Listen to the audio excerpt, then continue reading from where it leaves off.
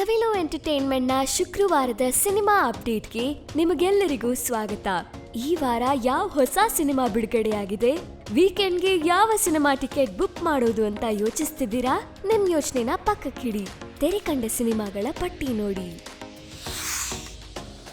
Amaranth Reddy ನಿರ್ಮಾಣದ ರಾಜೇಂದ್ರ ಕೊನಿದೆಲ ನಿರ್ದೇಶನದ ಆದರ್ಶ ರೈತ ಚಿತ್ರ ಇದೇ ಜನವರಿ 5ಕ್ಕೆ ತೆರೆ ಕಂಡಿದೆ. ಅಮರ್ನಾಥ್ ರೆಡ್ಡಿ, ಖುಷಿ ಮಹಾತೋ, ಸುಜಾತಾ, ಸಂಗೀತ ಅನಿಲ್, ರೇಖಾ ದಾಸ್ ಹಾಗೂ ಸಿದ್ಧಾರ್ಥ್ ಈ ಚಿತ್ರದ ಪ್ರಮುಖ ಕಲಾವಿದರು. ಯತೀಶ್ ಪನ್ನಸಮುದ್ರ ನಿರ್ಮಿಸಿ, ನಿರ್ದೇಶಿಸಿ, ನಾಯಕನಾಗಿ ನಟಿಸಿರುವ ಒಂಟಿ ಬಂಟಿ ಲವ್ ಸ್ಟೋರಿ ಚಿತ್ರ ಬಿಡುಗಡೆಯಾಗಿದೆ. ವೈಭವ್ ವರ್ಧನ್, ಶ್ವೇತಾ ಭಟ್, ಶ್ರುತಿ ಚಂದ್ರಶೇಖರ್, ರಾಜು ಸಿರಿಗೆರೆ ಹಾಗೂ ರಾಘವೇಂದ್ರ ಹೆಬ್ರಿ ಕೂಡ ಈ ಚಿತ್ರದ ಮುಖ್ಯ ಪಾತ್ರಗಳಲ್ಲಿದ್ದಾರೆ. ಅಪ್ಸರಾ ಮೂವೀಸ್ ನಿರ್ಮಾಣದ ಬಾವಾಜಿ ವೆಂಪಲ್ಲಿ ನಿರ್ದೇಶನದ ಆನ್ಲೈನ್ ಮದುವೆ ಆಫ್ಲೈನ್ ಶೋಭನ ಚಿತ್ರ ಬಿಡುಗಡೆಯಾಗಿದೆ.